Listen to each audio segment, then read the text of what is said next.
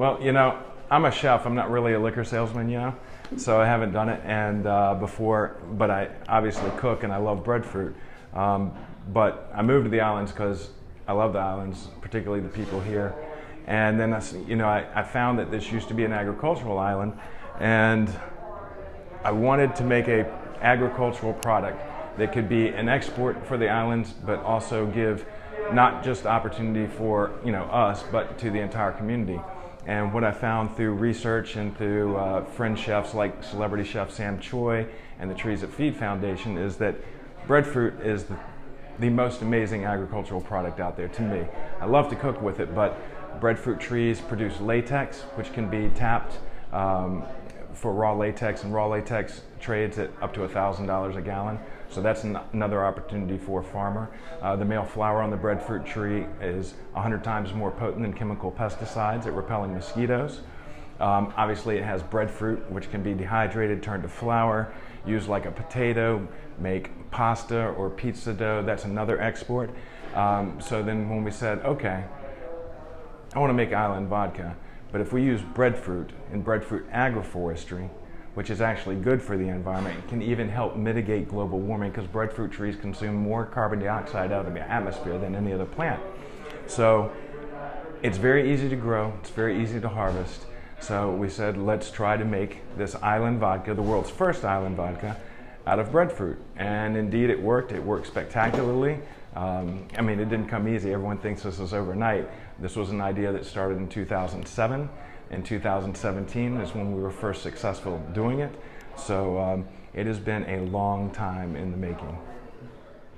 Well, breadfruit is originally from Tahiti, so the name Mutiny on the bottle actually comes from the mutiny on the Bounty, which in 1789 King George III identified breadfruit as a nutritious and abundant source of food for the colonies here in the islands. So he made a deal with King Pohnpei I, who actually gifted the breadfruit to King George III. And so Tahiti is in that region of Polynesia and Oceania where breadfruit tree grows naturally. And incidentally, the first breadfruit tree in the Caribbean was planted in St. Vincent, and Mutiny just got distribution in St. Vincent maybe 3 days ago. So where the first breadfruit tree was planted in the Caribbean. But the Polynesian brothers, and I call them brothers, it is a family, and they revere the breadfruit tree as a spirit and part of their family, and they care for it like that. One breadfruit tree will feed a family of 4 for their entire life. So my friend Chef Sam Choi has been trying to use breadfruit to end starvation for about 25 years. So he was instrumental because he said, Todd, no one's going to know what breadfruit is. That's been our problem, is we can't teach people about it, but everyone will know what the vodka is.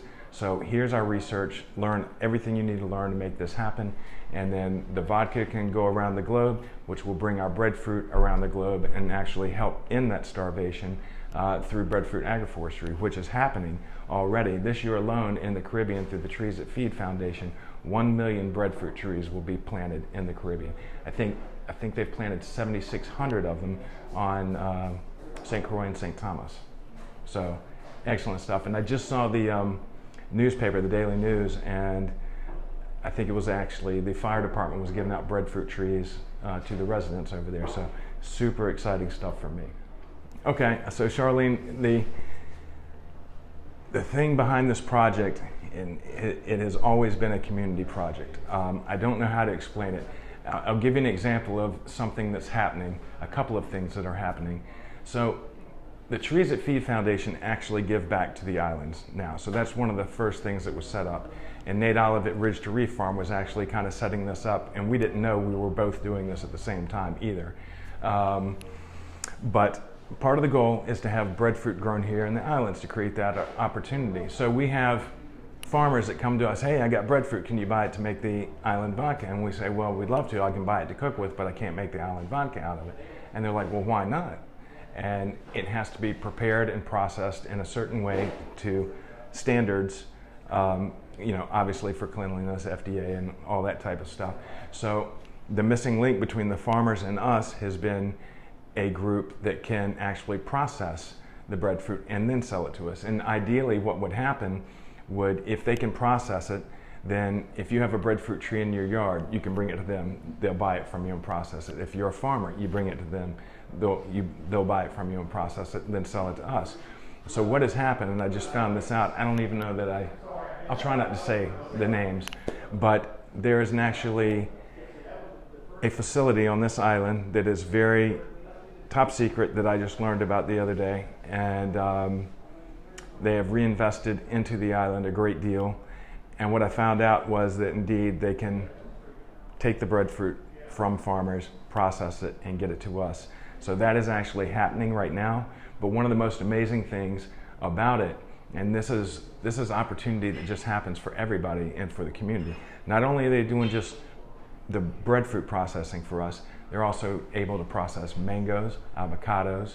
I had dragon fruit there that was processed, absolutely amazing. And when I say processed, it's naturally preserved, no chemicals, no pesticides, anything like that. But then it's shelf stable.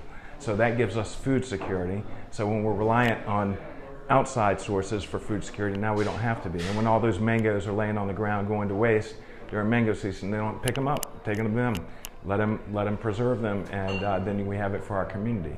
The Trees That Feed Foundation just endorsed IB Designs. I mean, if you check out this bracelet, you'll notice it's a breadfruit.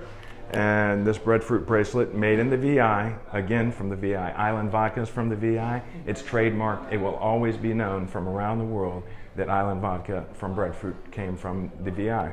But with this bracelet they're making, these sales go back to also Feed the Trees That Feed Foundation, and that money is guaranteed directly to come back to the U.S. Virgin Islands from that. And it goes on and on. There's a major restaurant chain who has now got sponsored by the Trees That Feed Foundation, again, because they're supporting our product in the States. This is going nationwide, by the way. So there's some stuff I can't talk about because I don't have permission from some people, so I'm trying to be very careful.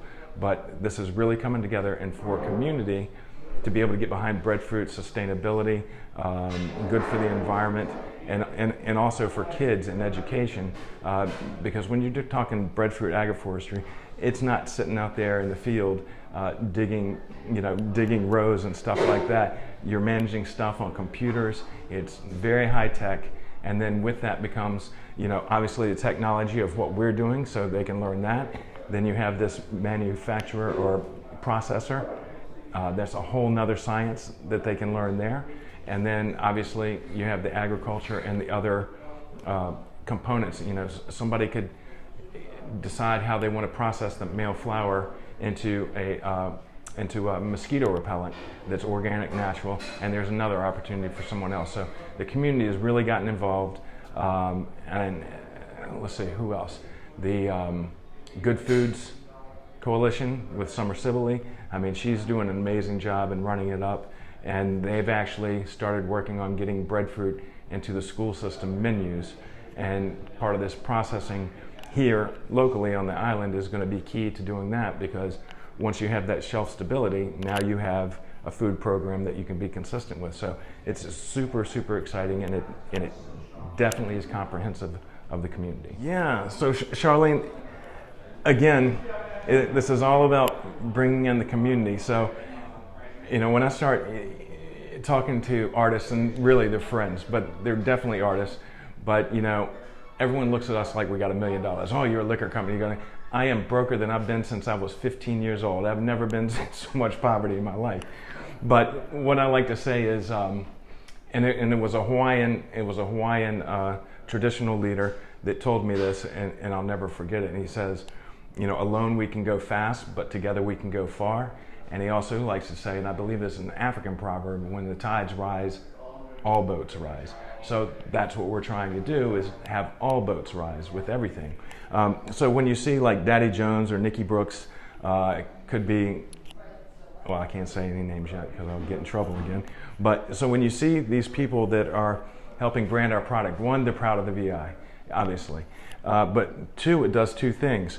Here in the island, it gives us identity with the community, because they recognize these people and our product. But what it does for these artists here locally, this is in the States now. This is also all down island, all the way to Barbados right now. So People in Barbados don't know who Daddy Jones is. People in Georgia may not know who Nikki Brooks is.